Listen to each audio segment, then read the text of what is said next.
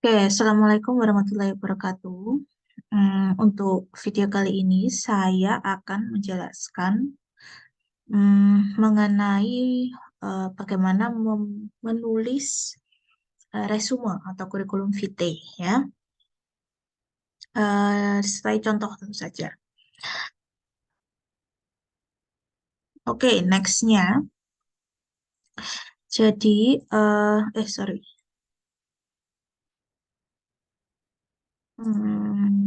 Wait. Oke. I'm gonna choose red. Oke. Jadi ini eh, sebenarnya apa ya, tuntunan, hmm, maybe idealnya bagaimana me- how do you present yourself in resume by writing your resume gitu ya.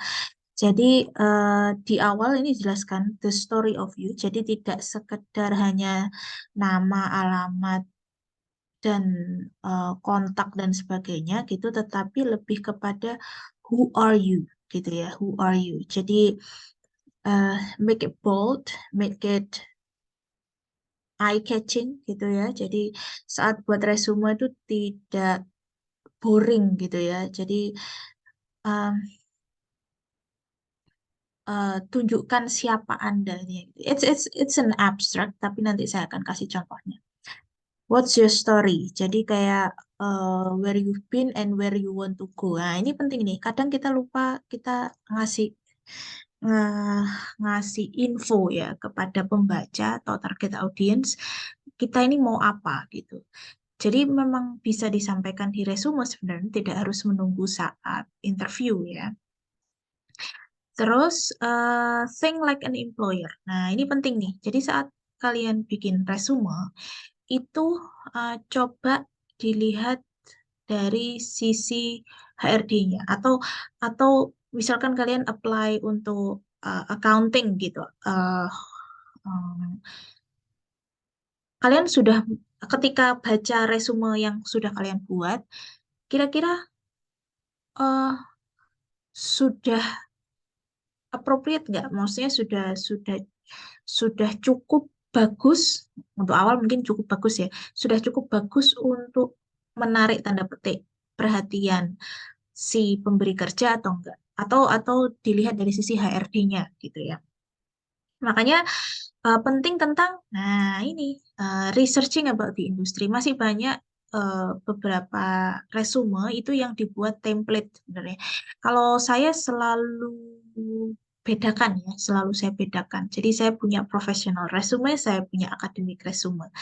Jadi itu selalu saya bedakan, dan eh, apa poin yang saya tonjolkan juga berbeda untuk eh, beberapa kategori. Misalkan kategorinya perbankan ya, saya tonjolkan yang misalkan kalian punya perbankan spesifik, eh, pekerjaannya misalkan apa, back office di staff accounting gitu ya, tunjukkan di resumenya, tonjolkan yang skill tentang accounting Anda. Kalau misalkan Anda pengennya ke customer service-nya, tunjukkan poin-poin skills yang bisa menarik si pemberi kerja untuk menempatkan Anda di posisi customer service, atau target pekerjaan apapun yang kalian ingin apply gitu ya.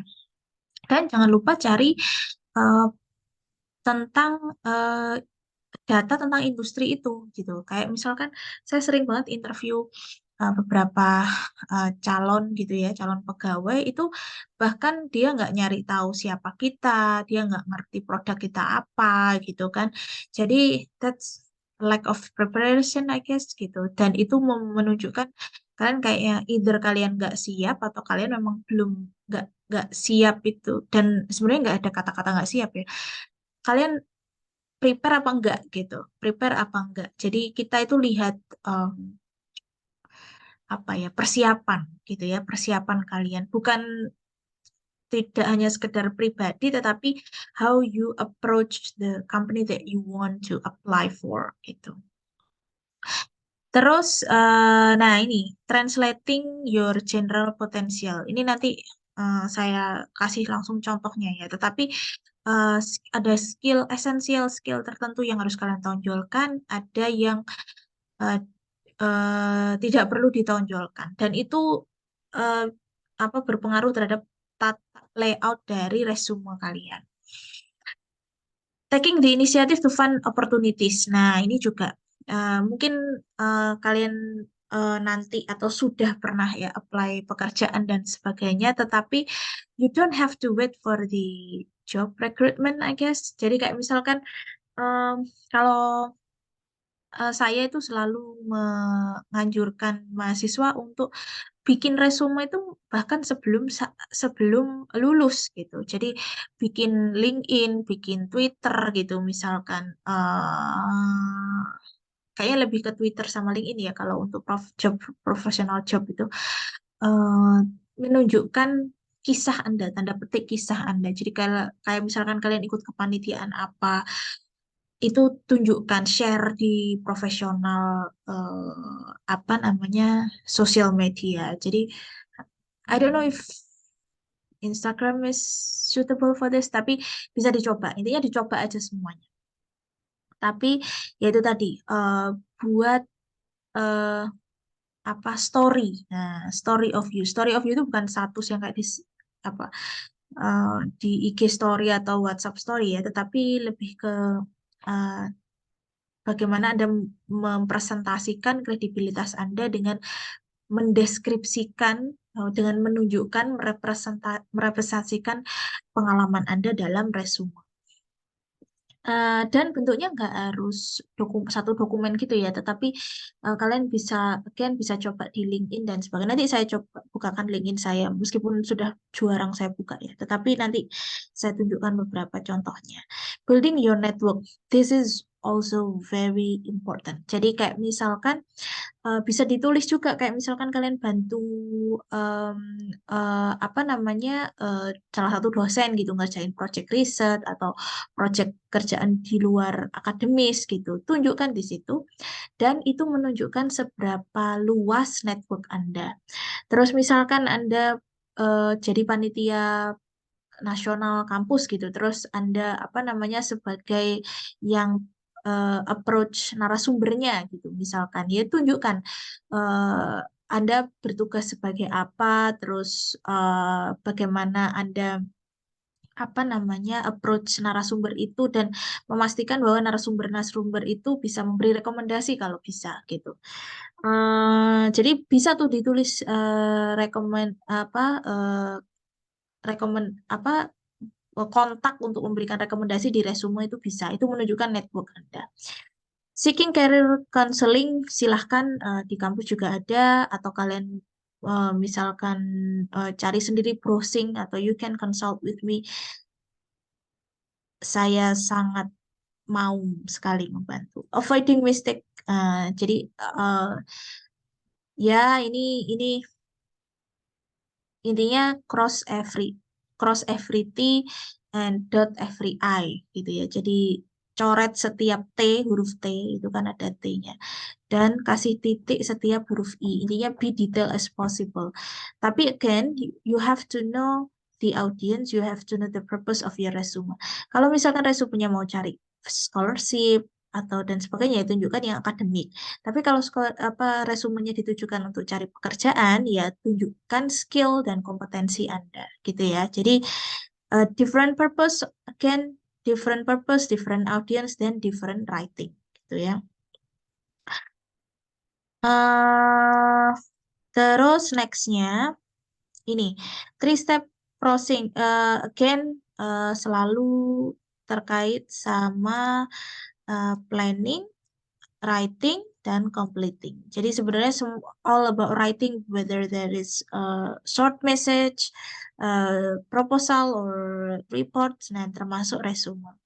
Jadi analisis situation sekali lagi tujuan untuk siapa, apakah profesional, apakah akademik, terus gathering information harus tahu kalau misalkan apply untuk profesional harus tahu industrinya seperti apa.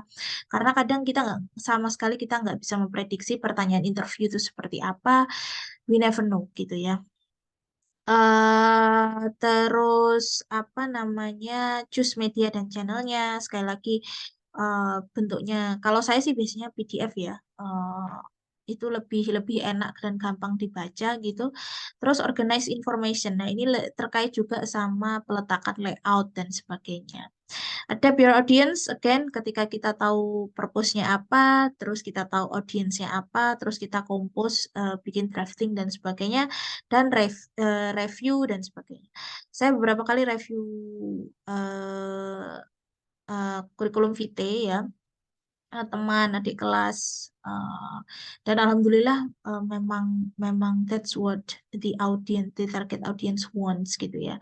So, tapi sekali lagi we have to know the the purpose sama the audience. Kadang kalau akademik itu jangan dikasih foto dan sebagainya, they don't need that gitu. Yang penting adalah eh, apa kredibilitas kalian sebagai ya calon akademisi gitu ya.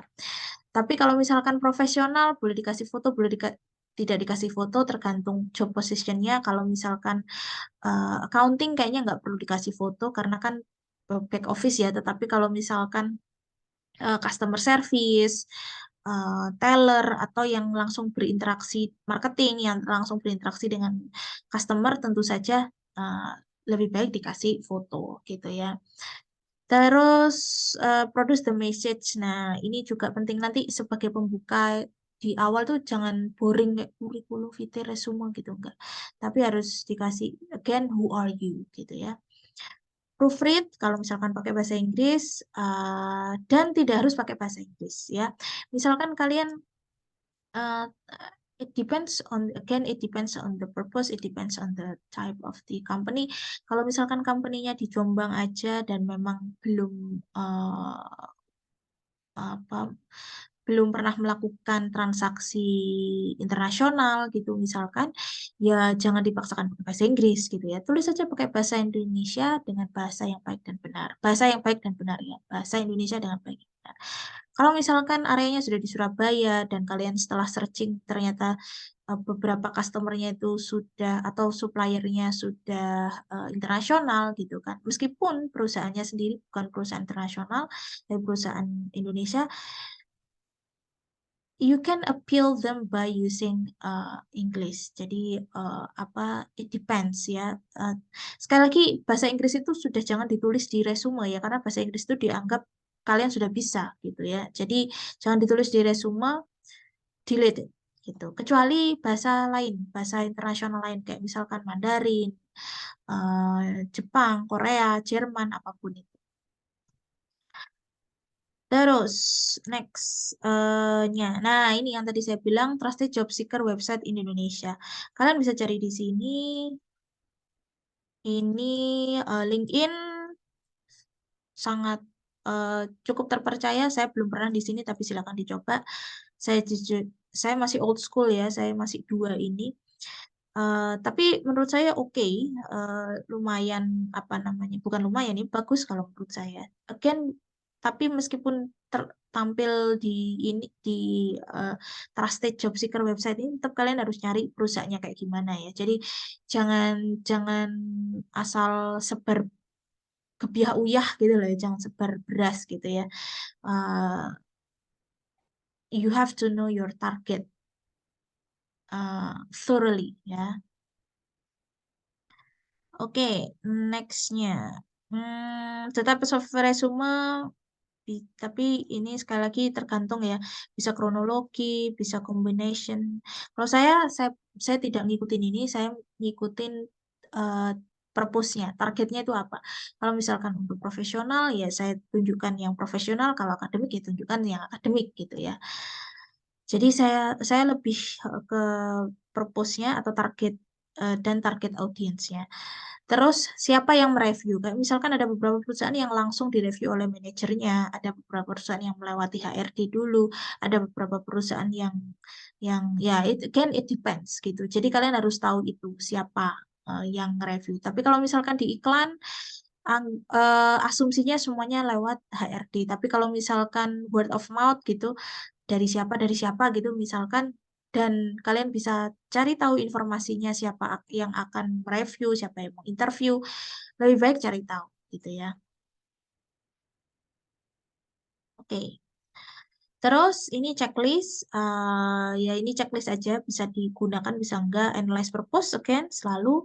Terus habis gitu information, sebenarnya it's all basic like other writings, short message maupun proposal dan sebagainya. Again planning, write and write itu termasuk di dalamnya drafting ya. Nah complete itu termasuk di dalamnya review dan revisi gitu. Use powerful language. Nah, ini penting nih. Kadang kita nggak pede dan sebagainya. Toh tulisan aja gitu, tulis aja gitu. Nanti pedenya dibangun berlatih dan disiapkan sebelum interview gitu ya. Terus, nah ini contoh, ini contoh yang dikasih Pak Wenda sebenarnya. Tapi kalau pengalaman magang, nah ini penting nih pengalaman magang. Jadi perlu ditulis ya. Pengalaman magang itu tidak sekedar di mana, tetapi tugas kalian apa, gitu. Tugas kalian apa. Dan nanti saat interview, nanti beda lagi ya mungkin ya di materi yang berikutnya. Tugas kalian apa? Eh, dan sebenarnya ini cocokkan dengan, kalau saya cocokkan dengan target eh, posisi ya. Kayak misalkan kalau saya targetnya staff accounting, yang saya tekankan adalah apa magang yang terkait dengan accounting labu. Kalau misalkan saya magangnya di apa marketing gitu misalkan, padahal saya apply-nya accounting, ya nggak apa-apa, tulis aja. Accounting kan lebih terkait dengan administrasi. Berarti tekankan marketing, meskipun kalian melakukan kegiatan marketing, tetapi misalkan kalian juga mencatat bukan administrasinya. Tekankan di situ apa membuat detail administrasi kegiatan marketing gitu. Jadi eh, karena accounting itu tipenya detail, jadi kalian harus tekankan yang detail gitu. Tapi kalau misalkan yang kalian apply itu customer service atau yang langsung terkait sama customer gitu ya, ya tekankan di situ eh, apa pengalaman skillnya, pengalaman yang kalian dapatkan saat magang, tekankan di skill hubungan dengan eh, orang gitu ya. Kayak misalkan kalian, Bu, kemarin saya di accounting, tetapi saya apply-nya di marketing gitu misalkan, atau customer service atau teller gitu misalkan, ya nggak apa-apa. Tekankan kayak misalkan kalian di staff accounting gitu, tetapi tekankan bahwa kalian berkoordinasi dengan divisi lain untuk membuat laporan keuangan gitu. Terus integrasi dengan divisi lain, bla bla bla. Jadi tekankan di hubungan kalian dengan orang. Kan marketing kan lebih lebih ditekankan ke situ. Begitu juga ada sebaliknya yang tadi saya jelaskan gitu. Kalau misalkan kalian pengalamannya di marketing tapi apply accounting, ya nggak apa-apa gitu, tekankan di administrasinya gitu. Bukan berarti dihilangkan ya pengalaman marketingnya, enggak, tetapi tekankan di administrasinya gitu. Pendidikan ini pendidikan terakhir, jangan banyak sampai SD, TK dan sebagainya, nggak penting ya. Kalau profil ini biasanya saya IPK ini saya tekankan di sini. Profil ini lebih ke siapa Anda apa your personality and what you want to do in your life, what your target in your life gitu. Itu lebih ke situ sih kalau saya. Dan pengalaman organisasi sekali lagi juga tekankan di kompetensi yang terkait sama target dari profesi Anda yang Anda target gitu ya. Nanti saya kasih contoh yang punya saya aja kali ya. Bukan berarti punya saya bagus ya, tetapi how to lay out gitu. Oke, saya tunjukkan contohnya. I think nah, nah ini yang tadi saya bilang. Tekankan who you are itu tadi ya yang saya bilang who you are. Kalau ini saya ini untuk lupa saya untuk apa ya? Lupa saya nggak tahu. Sudah sudah lama nggak bikin resume. Tapi ini tekankan di sini saya lecturer internal audit. Oh, ini waktu saya sebelum resign ya. Saya benar-benar resign. Jadi saya yang ngajar ya jadi internal auditor waktu itu, dan saya ngajar information system. Jadi saya tulisnya information system enthusiast gitu. Nah, ini profilnya itu seperti ini sebenarnya. Eh, what's your strength gitu ya. High integrity, determined, productive, responsible, and always willing to contribute a positive impact gitu ya. Oh, ini kayaknya saya mau buat ini deh, buat scholarship kayaknya ya. Integration of continuous learning and concrete practice. Jadi yang saya tekankan adalah di situ. Eh, nilai saya yang saya tekankan adalah saya tidak hanya pengajar tetapi saya juga praktisi gitu. Jadi itu yang saya tekankan. Makanya di sini saya tulis lecturer, internal auditor, dan IS enthusiast. Tapi ini beda kalau CV-nya beda. Saya lupa nyarinya di mana. CV-nya beda saat saya nyari supervisor untuk apply em, di kampus ya. Di kampus-kampus itu beda.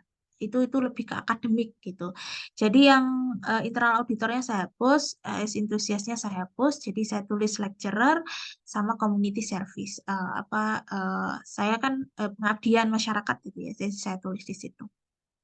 Terus, nah ini bedanya. Kalau apa namanya, kalau akademis ya, kalau akademis tekankan di research field and interest sama conference. Kalau akademis ya, tetapi karena ini untuk apply scholarship ya, jadi saya, oops, sorry,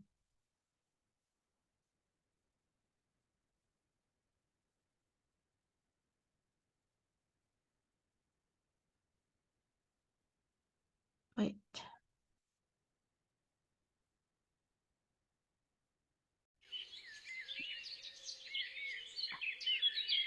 Karena ini scholarship ya, jadi saya tekankan di hmm, oops, sorry. Ah, saya tekankan di work experience dulu karena saya memberikan identitas saya sebagai pengajar dan praktisi, jadi saya tekankan di work experience dulu. Work experience-nya dari yang terbaru sampai yang lama. Jadi jangan mulai dari yang lama ya. Jadi yang terbaru sampai yang lama.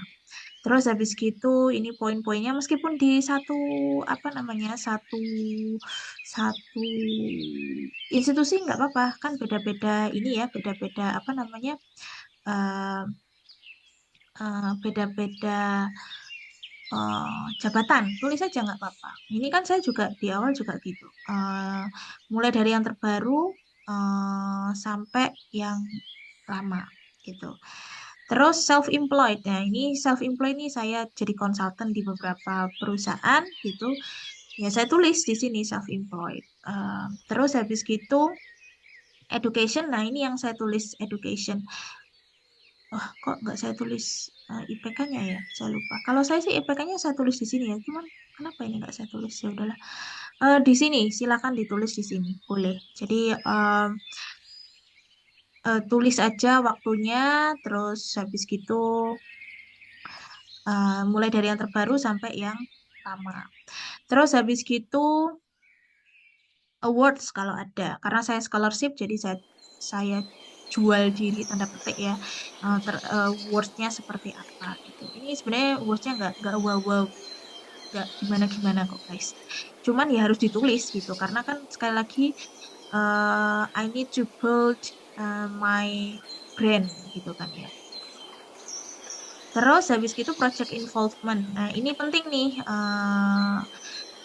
Kalau misalkan yang tadi saya contohkan, kalau kalian misalkan bantu dosen untuk riset, bantu dosen untuk ngerjain apapun ya, tulis aja di situ. Itu bentuk bagaimana kalian membangun selain networking, tapi juga bagaimana kalian mengembangkan kompetensi dan skill kalian selain akuntansi. Ya, kan kalian lulusan akuntansi, tetapi atau bahkan praktek akuntansinya seperti apa. Jadi nggak hanya praktek yang di dalam kampus, tapi praktek yang real yang di luar kampus. Terus ini seminar dan workshop. Kalau saya nulis seminar dan workshop yang saya jadi panitianya atau jadi koordinatornya saja.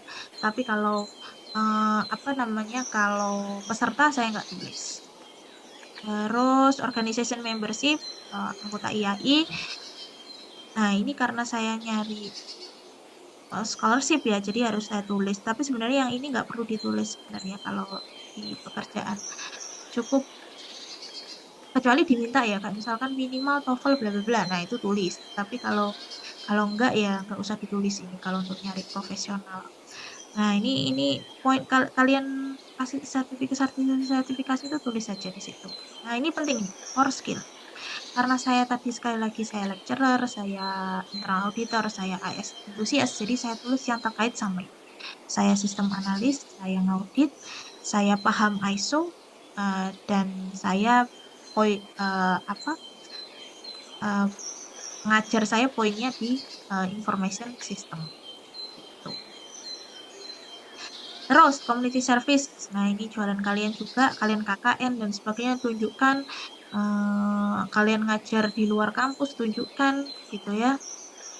Terus ini research research field and interest. Nah, tapi kalau misalkan apply scholarship, khususnya yang untuk akademik dan sebagainya ya, ini research field-nya dan publikasinya ditaruh di atas gitu. Jadi kalau kalian misalkan punya publikasi atau misalkan skripsi kalian tuh tulis ya, skripsi kalian tulis di sini. Jadi research field kalian tuh tulis judul skripsinya apa, terus tidak hanya judul skripsinya, tetapi eh, hasil dari skripsinya tunjukkan gitu. Maybe satu dua kalimat. Jadi abstrak itu kan mungkin 10 kalimat ya, itu ringkas jadi satu kalimat. Jadi tujuan risetnya bla bla bla bla dan menemukan apa. Nah, itu tuh eh, apa namanya bisa jadi nilai jual Anda bahwa Anda itu benar-benar ngerti tuh proses riset kalian tuh apa. Karena kan sebenarnya risetnya akuntansi itu pada dasarnya praktek kan, praktek di perusahaan gitu kan. Ini contoh-contoh publikasi dan sebagainya. Nah, terus naruh naruh apa namanya identitas di mana? Poin-poinnya aja nggak usah kebanyakan golongan darah, agama, bla bla bla bla itu nggak usah ya. Cukup mobile, office number biar tahu di mana. Kalau kalian misalkan nggak belum belum bekerja ya nggak usah ditulis office-nya. Kalau misalkan kalian punya blog apa dan sebagainya silakan email, LinkedIn karena ini profesional. Kalau misalkan Twitter, silakan. Sekarang Twitter sudah dianggap jadi profesional juga dan address-nya.